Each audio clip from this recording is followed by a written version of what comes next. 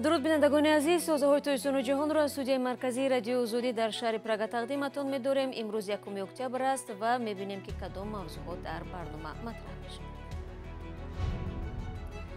Москва гуфт аз афзоиши таниш байни Тоҷикистону Толибон нигарон аст. Таҳлилгарони тоҷик ба ин изҳорот вокуниш карданд. тоҷикони дохилу хориҷ аввалин кӯмаки худро ба даҳҳо паноҳандаи афғон ки дар Тоҷикистон қарор доранд расонданд. ва хоҷакиҳои деҳқоне ки дар вилояти Хатлон ҳосили пахтаро ҷамъоварӣ мекунанд аз фаровонӣ ва болоравии арзиши он дар бозор хабар медиҳанд. ҳаққи чинакчиҳо ки то 90 дирҳам 1 сомон ба чинакчиҳо медиҳанд, ҳавасмандӣ зиёд гаштааст. вале дар аввал як хабари дигар. Кабир Кабиров, Писари Аваз Кабиров, молики бозори Султони Кабир аз зиндон озод шудааст. Ӯро соли 2019 баъди як садамаи нақлиётӣ ба 10 соли зиндон маҳкум карда буданд.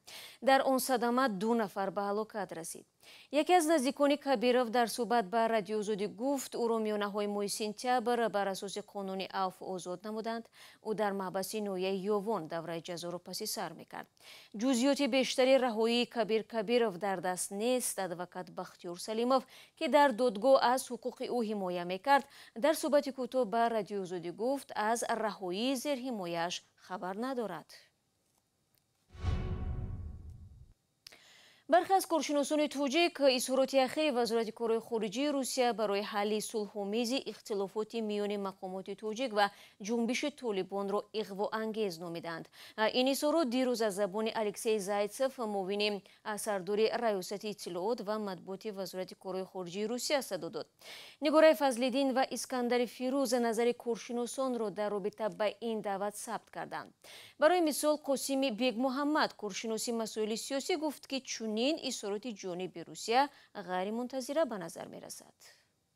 در مسئله آسیای مرکزی که حوزه نفوذ اصلی سیاسی و نظامی و امنیتی روسیه نه تنها در فضای شوروی سابق بلکه در سطح دنیاست، میخواهد این فضا را به صورتی برای خودش مطلوب حفظ بکند. از سوی دیگر همچنانی که کارشناسان روسیه مطرح میکنند، فکر میکنند که ایجاد هر گونه ممانعت در مسیر به رسمیت شناخته شدن طالبان میتواند باعث فعال شدن نقش امریکا و غرب در مسئله افغانستان شود. یعنی هر مقداری که ممانعت برای به رسمیت شناختن طالبان فراهم شود، همان مقدار دست امریکا و غرب برای فشار به طالبان و مانع ایجاد کردن برای به رسمیت شناخته نشدن طالبان بیشتر می شود. بنابراین یک سطح رقابت های ژئوپلیتیکی بین روسیه، امریکا و غرب وجود دارد و روسیه میخواهد که از این فرصت ها غرب و امریکا به نفع خود بهره برداری نکنند. شیرعلی ریزویون، سیاستشناسی توجیک از آن اظهار تعجب میکند که سالهای اخیر واکنش وزارت کارهای خارجی و مدافع روسیه به حوادث مختلف در هر گوشه جهان یکسان بودند، اما این دفعه موضع‌گیری این دو نهاد روسیه به هم مخالفت دارند. این ساختار طول چند ماه باز همین گونه موقع رو چی دارد؟ یعنی جانبداری میکند، به خصوص اما اگر صحبت‌های ویژه‌ای که نماینده این وزارت زمیر قابولوف در مطبوعات داشت.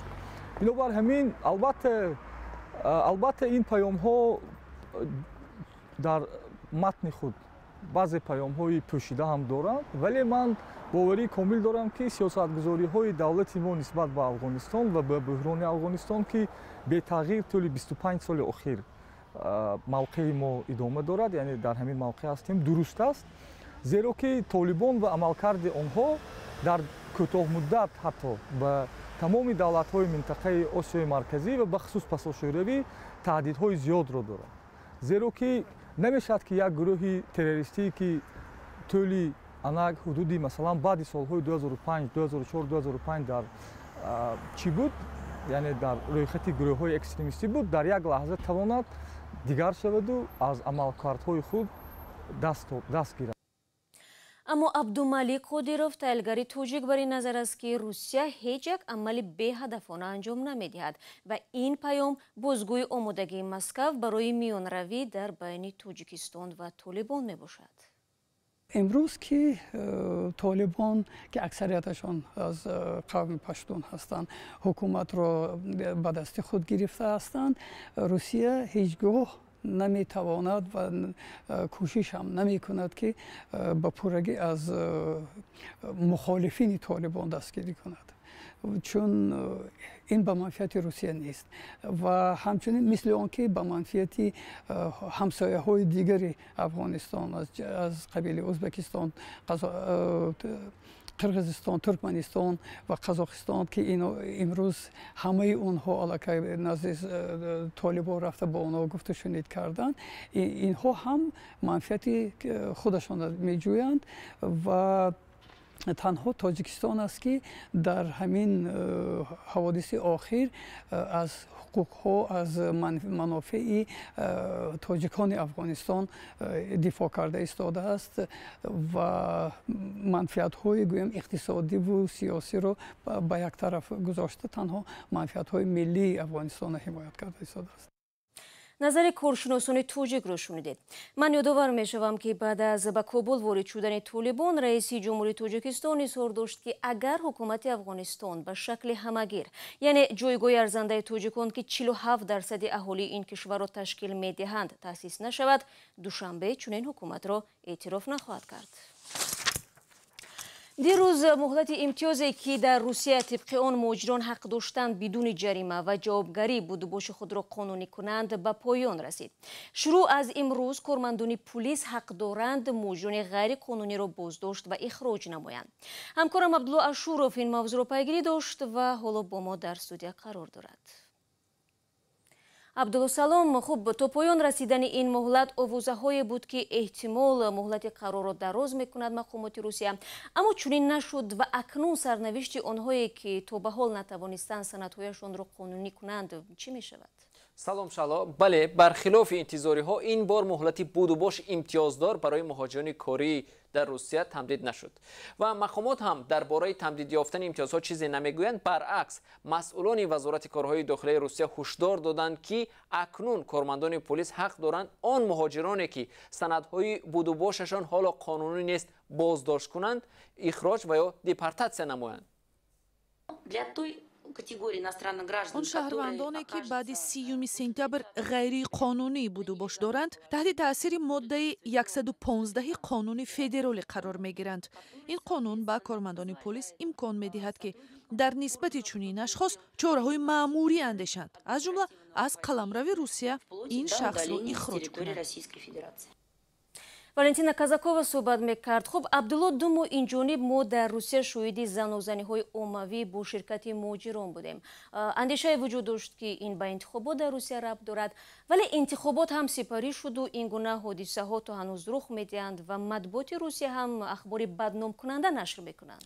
بله شهلا، مطبوعات در روسیه از دیرباز اساساً اخبار بدنام کننده را در نسبت مهاجران کاری نشر و پهن میکند که احساس بدبینی اهالی محلی را در روسیه در نسبت آنها برمیانگیزد. ضمناً مقامات روسیه هم چنین برخورد نامناسب رسانه ها را در این کشور به مهاجران کاری اعتراف میکنند.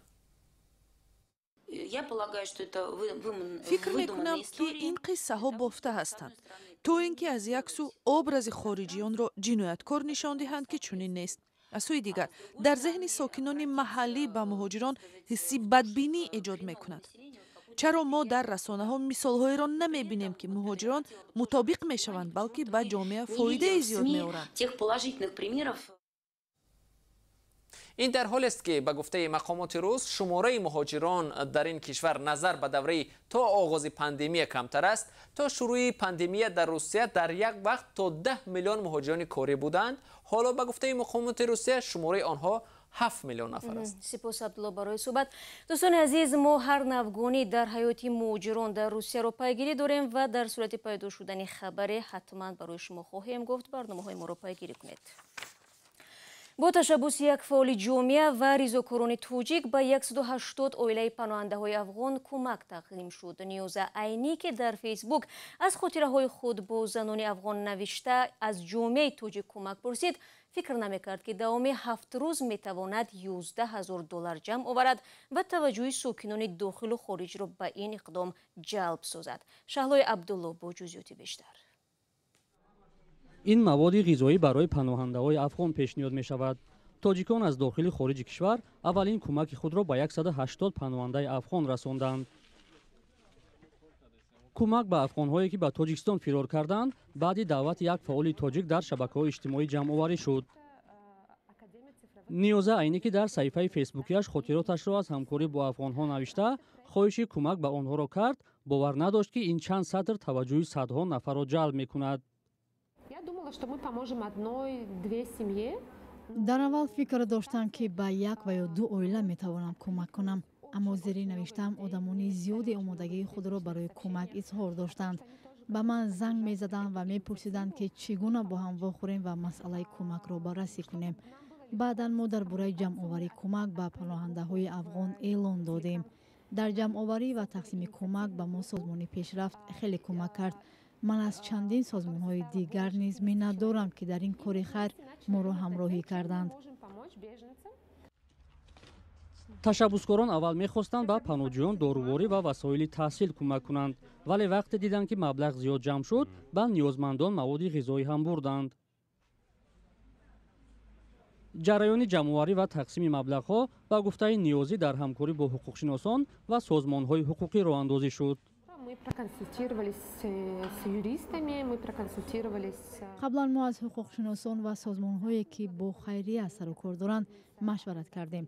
ҳамчунин бо созмонҳое ки бо паноҳандагон кор мекунанд муроҷиат кардем ва чанд вохӯриҳо гузаронидем ва онҳо ба мо рӯйхати паноҳандагони осебпазирро пешниҳод карданд. миёни онҳо оилаҳое буданд ки чанд сол қабл инҷо омада аммо зиндагии хубе надоштанд ва ҳам оилаҳое ки чанд моҳ қабл аз афғонистон ба кишвар гуреза шуда омаданд. пешниҳоди кӯмак ба паноҳандаҳои афғон аз сӯи корбарони тоҷики шабакаҳои иҷтимоӣ зиёд садо медиҳад. дар пайи ҳодисаҳои ахир дар афғонистон даҳҳо сокини ин кишвар ба тоҷикистон фирор кардаанд. онҳо қисме дар хонаҳои иҷораву меҳмонхона ва қисме ҳам дар хаймаҳо зиндагӣ доранд.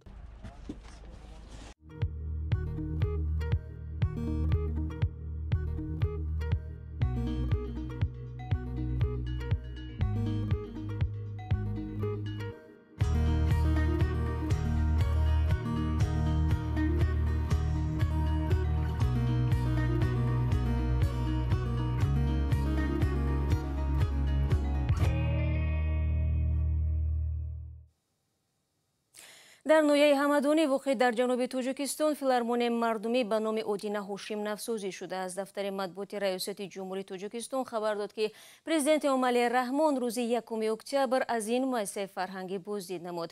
ба итлои манбаъ, ин муассиса ба ҳадафи арҷгузорӣ ба хизматҳои арзишманди ҳофизи халқии Тоҷикистон шодравон Одина Ҳошим дар рушди фарҳангу санъати тоҷик ба номи ӯ гузошта шуд. дар гӯшаи аз ин бино осорхона ҳам таъсис дода шудааст. бинандагони азиз, ин хабари охири барномаи имрӯз буд. хабаргузоришҳои дигар дар сомонаи радиои Озодӣ зернишони www.ozodi.org гузошта мешаванд. гузоришҳои видеоро метавонед дар Ozodivideo тамошо кунед.